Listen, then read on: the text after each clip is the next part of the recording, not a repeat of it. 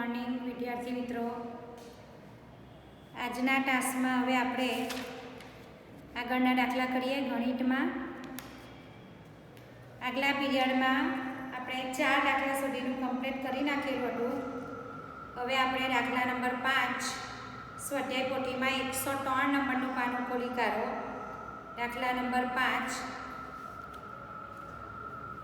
એની સૂચના છે, જો નકશામાં 1 સેમી બરાબર, ધ્યાન આપજો, જો નકશામાં 1 સેમી બરાબર 10 કિમી,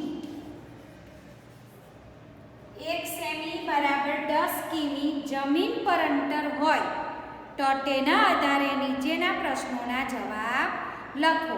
એટલે કે નકશામાં 1 સેમી હોય, ધ્યાન આપજો બરાબર, નકશામાં 1 સેમી હોય તો જમીન પર 10 કિમી હોય. ખ્યાલ આવ્યો?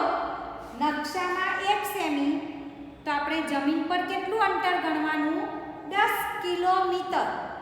ખ્યાલ આવ્યો ને? કેટલું મોટું અંતર જુઓ, નકશામાં આપણને આટલું જ દેખાતું હોય, 1 સેન્ટીમીટર જેટલું દેખાતું હોય, પણ ખરેખર જમીન પર એ 10 કિલોમીટર જેટલું અંતર હોય. 10 કિલોમીટર એટલે કે આઈડિયા આવે છે તમને? 1 કિલોમીટર એટલે 1000 મીટર. 2 ગામ વચ્ચેનું અંતર કિલોમીટર એકમમાં મપાય. 2 ગામ વચ્ચે બહુ મોટું અંતર હોય, 2 ગામ 2 શહેરો વચ્ચેનું અંતર વધારે હોય તો મોટું અંતર માપવા માટે કિલોમીટર એકમ વપરાય છે. તો આ કિલોમીટર એકમ કેટલો મોટો છે હવે તમને આઈડિયા આવે છે? 2 ગામ કે 2 શહેર વચ્ચેનું અંતર બતાવવા માટે આ એકમનો ઉપયોગ થાય છે. ને સેન્ટીમીટર તો તમને ખબર જ છે, તમે ડ્રોઈંગમાં દોરો છો, 1 સેમી એટલે આટલું એક નાનું ખાનું થાય, બરાબર ને? તમે દોરો છો ને, ડ્રોઈંગ દોરો છો ત્યારે પેલું અક્ષરલેખન કરવા માટે ગ્રાફ તૈયાર કરો છો, બસ તે એક ખાનું હોય તે 1 ચોરસ સેમીનું, 1 ચોરસ સેન્ટીમીટરનું હોય છે. તો નકશા પર 1 સેમી પરંતુ જમીન પર 10 કિલોમીટર. એટલે આપણે અત્યારે આ સ્કેલ માપનો ઉપયોગ કરીને જવાબ લખવાના છે કે નકશામાં 1 સેન્ટીમીટર બતાવ્યું હોય તો તમારે જમીન પર 10 કિલોમીટર અંતર સમજવાનું છે. એના આધારે પ્રશ્નોના જવાબ લખો. ચાલો હવે અહીંયા હું આખો નકશો દોરતી નથી, તમને ખ્યાલ આવશે, તમારી સ્વાધ્યાય પોથીમાં પણ આખો નકશો તૈયાર જ છે. જુઓ આ રીતે છે, જોઈ લો. ચાલો આપણે દોરી દઈએ તો તમને વધારે આઈડિયા આવશે.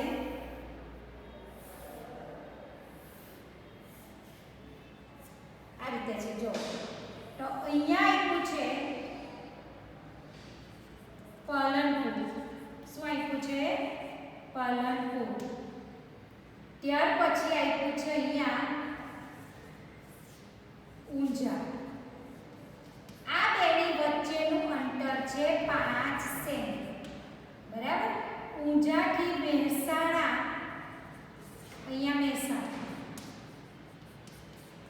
એનું અંતર આપ્યું છે 2 સેમી. મહેસાણાની નીચે છે અહીંયા નંદાસણ, એનું અંતર છે 2.5 સેમી. 2.5 સેમી, 2.5 એટલે કેટલા થાય? 2.5. પછી અહીંયા આવશે કલોલ. કલોલ, નંદાસણથી કલોલનું અંતર આપ્યું છે 2 સેમી. ત્યાર પછી અહીંયા છે અડાલજ, એ 2 વચ્ચેનું અંતર છે 1.5. અડાલજથી અહીંયા બતાવ્યું છે તમને સુભાષ બ્રિજ, અને એ 2 વચ્ચે 1 સેમીનું અંતર છે. સુભાષ બ્રિજથી અહીંયા અમદાવાદ આવ્યું છે, એનું અંતર પણ 1 સેમી છે. ચાલો અહીંયા આખો નકશો રેડી છે તમારો, જોઈ લો. પાલનપુરથી ઊંઝા 5 સેમી, ઊંઝાથી મહેસાણા 2 સેમી, મહેસાણાથી નંદાસણ 2.5 સેમી, નંદાસણથી કલોલ 2 સેમી, કલોલથી અડાલજ 1.5 સેમી, અડાલજથી સુભાષ બ્રિજ 1 સેમી, સુભાષ બ્રિજથી અમદાવાદ 1 સેમી. બરાબર. આ આખો નકશો છે, આ વાસ્તવિક ચિત્ર નથી. આ તમને આટલો રોલ લાગે છે કે ભાઈ પાલનપુરથી અમદાવાદ આટલું છે, બસ આટલું. પણ ખરેખર આ અંતર રસ્તા પર જશો ત્યારે ખબર પડે કે કેવડું મોટું અંતર છે, કારણ કે એનું માપ અહીંયા આપ્યું છે કે 1 સેન્ટીમીટર બરાબર 10 કિલોમીટર. આ આપણો સ્કેલ માપ છે. શું છે? સ્કેલ માપ એટલે કે પ્રમાણ માપ. આ પ્રમાણ માપ જોઈને આપણે જવાબ લખવાના છે. ચાલો, તો આ નકશો જોઈ લીધો બધાએ. આ નકશો છે ને પ્રમાણ માપ છે. હવે આપણે જવાબ લખીશું. ચાલો, પાલનપુરથી મહેસાણા વચ્ચેનું અંતર કેટલું થાય? તો ધ્યાન આપો, પાલનપુર અહીંયા છે અને મહેસાણા અહીંયા છે. આ બે વચ્ચેનું અંતર કેટલું એમ પૂછ્યું તમને. પાલનપુરથી મહેસાણા, તો પાલનપુરથી ઊંઝા આવવું પડે, ઊંઝાથી પછી મહેસાણા આવવું પડે. તો આટલેથી આટલો રસ્તો કાપવાનો છે. તો આ 5 સેમી છે અને આ 2 સેમી છે. તો 5 સેમી અને 2 સેમી એટલે કે 5 ને 2 કેટલા થયા? 7 સેમીનું અંતર છે. 7 સેમી નકશામાં છે, પણ જમીન પર કેટલું થશે? તો આમાં જો 1 સેમીના 10 કિલોમીટર થાય, તો આ 7 સેમીને 10 ગુણી કરવાના. 10 7 વાર 70 કિમી.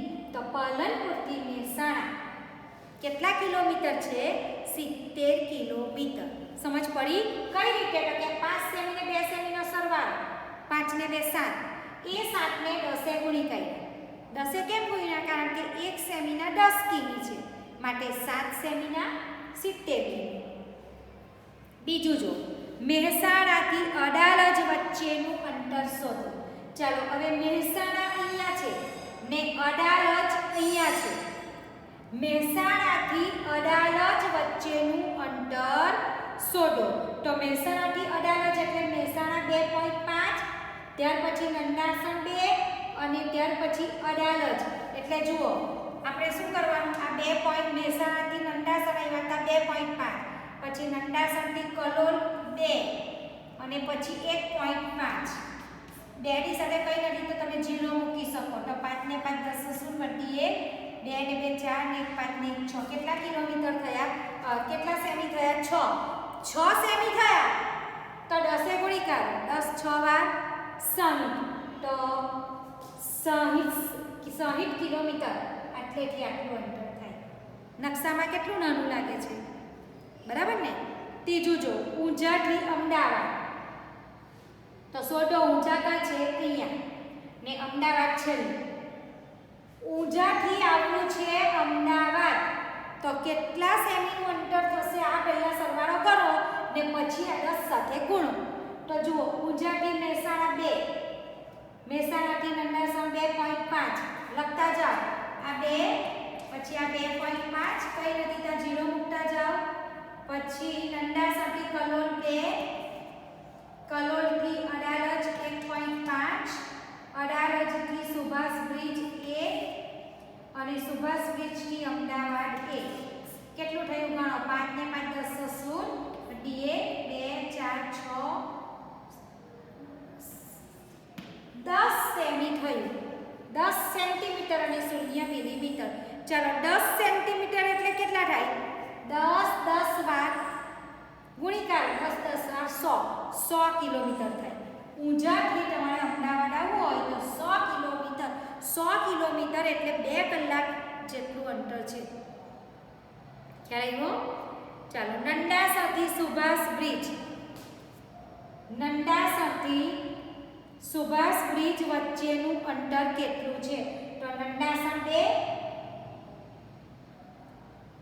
કલોલથી અડાલજ 1.5 અને અડાલજથી સુભાષ બ્રિજ 1. આ બધો સરવાળો કરી નાખો ને પછી ગણી કાઢો. જો 2 3 4 4.5 થાય. 4.5 એટલે 10 ચોક 40 ને બીજું 5 એટલે 45 કિલોમીટરનું અંતર થાય. ત્યાર પછી આવો પાલનપુરથી કલોલ. પાલનપુર અહીંયા છે ને કલોલ અહીંયા છે. મોડે ગણતા આવતો હોય તો તમે મોડે પણ ગણી શકો. જુઓ, પાલનપુરથી ગણતા ગણતા આવો કલોલ સુધી. તો આ 5 ને 2 7, 7 ને 2 9, 10 11, 11.5 થયા. બરાબર, 11 સેમી ને 5 મિલીમીટર. તો 11 10 વાર 110 ને બીજા 5 ઉમેરી દેવાના એટલે 115. આમાં બીજું અડધું છે એટલે અડધાના કેટલા થાય? 5 કિલોમીટર એટલે 5 ઉમેરી દે એટલે 115. કયું અંતર વધારે છે, નંદાસરથી ઊંઝા કે કલોલથી અમદાવાદ? જો નંદાસરથી ઊંઝા તો 4.5 અને કલોલથી અમદાવાદ કેટલું થાય છે આપણે ગણીએ. કલોલથી અમદાવાદ તો 1 2 3 3.5 ને આ 4.5. તો બહુ વધારે કયું છે? નંદાસરથી ઊંઝા. કયું અંતર ઓછું છે, કલોલથી મહેસાણા કે નંદાસરથી અડાલજ? કલોલથી મહેસાણા 4.5 અને નંદાસરથી અડાલજ 3.5.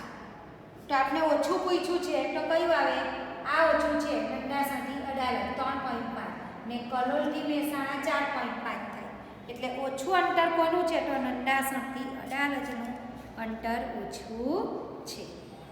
ખ્યાલ આવ્યો બધાને? 5મા દાખલામાં સમજ પડી? આ નકશા પરથી કઈ રીતે જોવાનું તે સ્કેલ માપ ખાસ ધ્યાન રાખવાનું. સ્કેલ માપના આધારે ગણતરી કરવાની.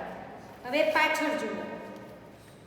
દાખલા નંબર 8 આપ્યો છે, એમાં જો આ તો સહેલો છે. 1 સેન્ટીમીટર માપવાળી ગ્રીડ.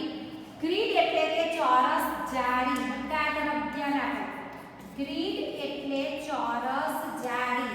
આ 1 સેન્ટીમીટર વાળી આ જાળી છે આખી આ, અને જાળી કહેવાય. બસ આ બધું આ 1 ચોરસ સેમીની એક ખાનું 1 ચોરસ સેમીનું છે આટલું. આ બધી બાજુનું માપ 1 સેમી આટલું. ખ્યાલ આવ્યો? 1 ચોરસ મીટરના બધા ખાના છે એવી આખી ગ્રીડ બનાવેલી છે. ગ્રીડ એટલે જાળી. તમને જે આ બતાવ્યું છે આખું ચોરસ, એમાં જેટલા ભાગ પાડ્યા છે, જેટલા ચોરસ છે, બધા 1 ચોરસ સેમીના છે આ બધા.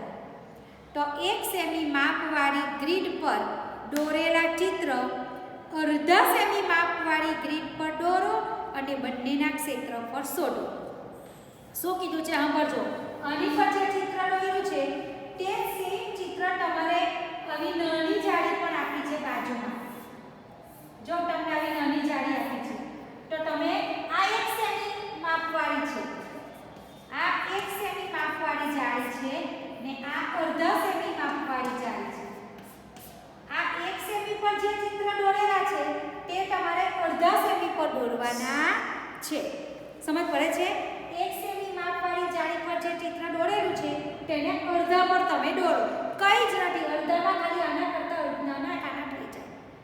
આમાં 4 ખાના વાપરા તો આમાં આપણે 4 વાપરવાના, પણ નાના નાના. આ 1 સેમીના છે એટલે મોટા છે ને આ અડધા સેમીના છે એટલે એના કરતા નાના છે. સમજ પડી? ચાલો તો જો પહેલા ચિત્રમાં તમને આખી ગ્રીડ આપી જ છે અહીંની ચોરસ ખાનાવાળી. તેની અંદર દોરેલા ચિત્ર છે. જો એનું ક્ષેત્રફળ કેટલું થાય તો કે કેટલા આખા ચોરસ વપરાયા છે ગણી કાઢો. રંગીન કેટલા કરેલા છે ગણી કાઢો. 12 રંગીન છે તો એનું ક્ષેત્રફળ આવવાનું 12 ચોરસ સેમી. જેટલા વપરાયેલા છે એટલું આવે. તો 1 ચોરસ સેમીના છે એવા 12 વપરાયા તો એનું ક્ષેત્રફળ આવે 12 ચોરસ સેમી. અને બાજુમાં તમારે આ જ આકૃતિ, આમાં જે આકૃતિ છે એ સેમ તમારે અહીંયા બાજુમાં દોરવાની છે નાની જાળી પર. તો નાની જાળી પર દોરો ને પછી તમે એનું ક્ષેત્રફળ શોધો તો એનું ક્ષેત્રફળ કેટલું આવશે? આનું જો 12 આવે તો આનું એના કરતાં અડધું આવે. કેમ? કારણ કે આ 1 સેમીની જાળી છે ને આ અડધા સેમીની જાળી છે. આ ચિત્ર અડધા સેમી પર દોરો તો આ જે ક્ષેત્રફળ આવ્યું તેના કરતાં આનું અડધું આવે. તો આ 12 આવે તો આ 6 ચોરસ સેમી આવે. કેમ? તો કે આમાં 2 ખાના હોય ત્યારે 1 થાય ને આમાં 1 ખાન 1 નું થાય. સમજ પડી? આમાં અડધાના 2 લેવ ત્યારે 1 બને, 1 ચોરસ સેમી થાય. ચાલો તો પહેલી આકૃતિનું ક્ષેત્રફળ આવશે 12 ચોરસ મીટર અને બાજુમાં અડધા સેમીની ગ્રીડ પર આવશે 6 ચોરસ સેમી. ચાલો એના પછી 2 નંબર. 2 નંબરની જાળી પર તમને સફરજન જેવી આકૃતિ દોરી આપેલી છે. જો દોરેલી દેખાય છે તમને. હવે આમાં મેં તમને જ્યારે પરિમિતિને ક્ષેત્રફળ કરાવ્યું ને ત્યારે શીખવેલું છે કે આપણે આવું હોય ત્યારે કઈ રીતે ખાના ગણવાના. આખા ખાના પહેલાં ગણવાના, પછી અડધા કરતાં મોટા. હવે આ ખાનામાં જો આ ખાનું આટલું વપરાયું, અડધું નથી વપરાયું, અડધા કરતાં વધારે વપરાયું હોય તો તેને આખાની ગણતરીમાં લેવાનું. મેં કહ્યું છે તમને, યાદ છે ને જે ખાના અડધા વપરાયેલા હોય તો તેમાં 2 અડધા હોય ત્યારે 1 આખું થાય. સમજ પડી? 2 અડધા ભેગા થાય ત્યારે 1 આખું થાય. અને અડધા કરતાં વધારે વપરાયું હોય તો તેને આખાની ગણતરીમાં લેવાનું. ને બાકીના આખા હોય તો આખામાં જ ગણાય. જે આખા વપરાયેલા છે તેને આખા ખાનામાં ગણવાનું, પોણા વપરાયેલા છે તેને પણ આખામાં ગણવાનું, અને જે અડધા વપરાયેલા છે એને 2 અડધા ભેગા કરીને 1 બનાવવાનું. અને જે ખાનું આટલું જ વપરાયું, માનો કે આ ખાનું આટલું જ વપરાયું, ગોળ દોરવા માટે આ ખાનું આટલું જ વપરાયું છે, આ નથી વપરાયું, તો આ અડધું નથી, અડધા કરતાં વધારે નથી, આખું બી નથી, તો આને ગણતરીમાં લેવાનું નથી. સમજ પડી? આ આખાની ગણતરીમાં લેવાય, આ પણ આખાની ગણતરીમાં લેવાય, અને ગણતરીમાં લેવાનું નથી, કારણ કે અડધું નથી ને અડધા કરતાં વધારે બી નથી.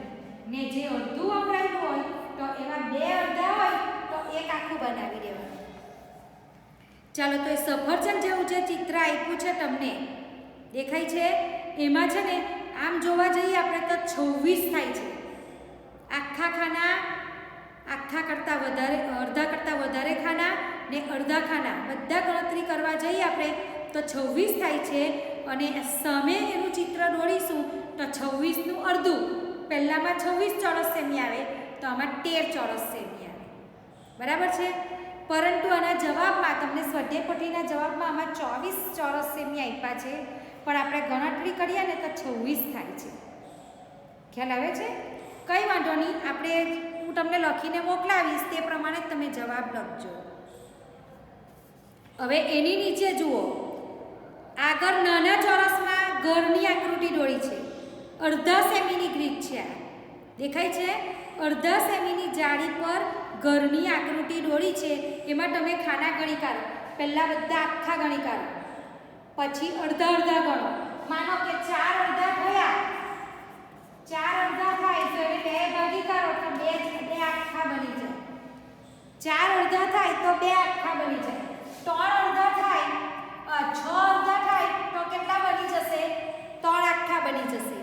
અને જે અડધા કરતાં વધારે વપરાયેલા છે તેને આખાની ગણતરીમાં લેવું.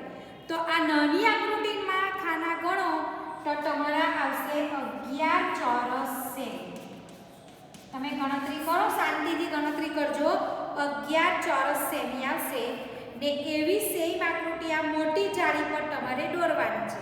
શાનાથી દોરવાની છે? પેન્સિલથી.